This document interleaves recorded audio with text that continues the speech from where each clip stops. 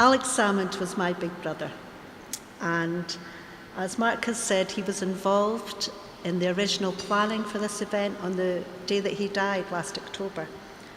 And so I'd like to take this opportunity to thank our new friends from the Republic of Macedonia, and especially Ivanov family, for all they did and the respect they showed him, bringing him home to us in Scotland.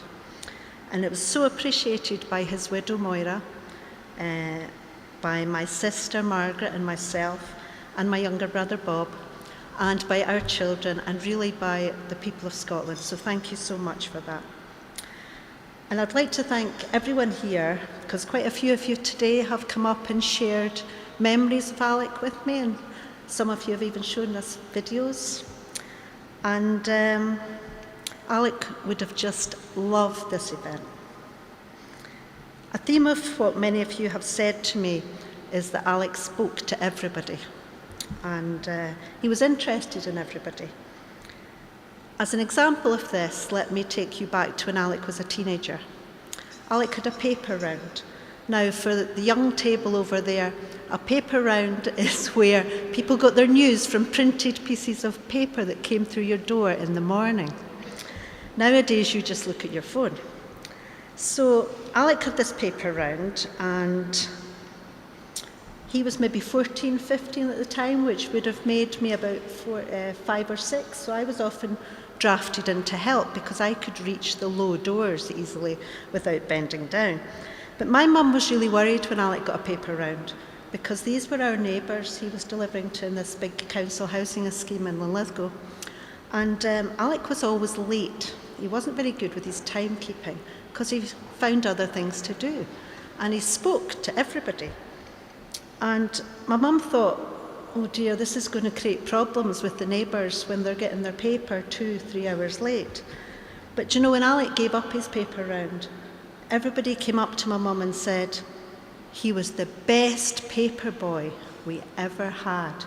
She'd think, how was this? Your papers were always late. But it was because he spoke to everybody. It didn't matter who they were on his paper round. He found out something about them that he was interested in and that they were interested in, and he spoke to everybody, which made his paper round later and later. This continued throughout his life and throughout his political life. It didn't matter if you were the caretaker of the building, or if you were just somebody standing outside, or if you were the CEO, he would be interested in you and he would speak to you because he was interested in people. I know that he would have loved to have been here with you today and tomorrow, catching up with old friends, Bertie, and making new ones. Alec loved celebrating Scotland and celebrating Scotland's successes. He promoted Scotland at home and abroad, right up till his last hours, and fostering friendships with many people, some of you here, from other countries. So on behalf of myself, my big sister Margaret, who's had to leave for her bus, my daughter Christina here today, and my daughter Karen who's coming tomorrow, I want to thank you, and thank you for allowing us to share in your important event.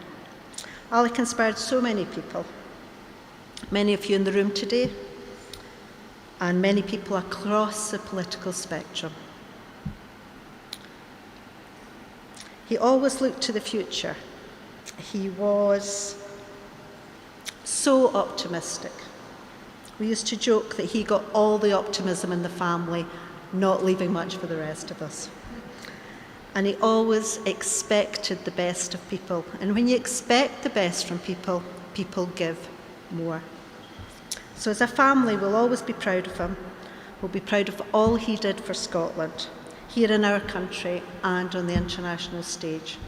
So I'd like to thank you all very much.